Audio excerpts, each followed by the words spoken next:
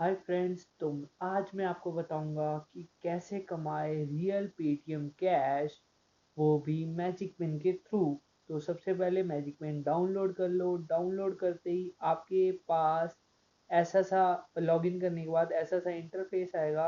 Then यहाँ पे search करो। यहाँ पे सर्च करना है ZOOPME and then search.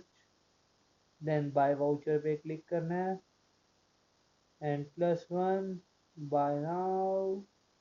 Then या बाय नाउ और रिडीम वन पे जाके रिडीम नाउ पे यस करना है और इस चीज़ का स्क्रीनशॉट ले लेना है।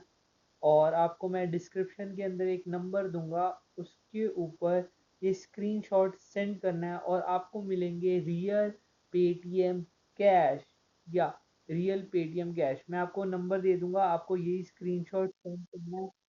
Thank you so much for watching my video. This is Piyush. Bye bye.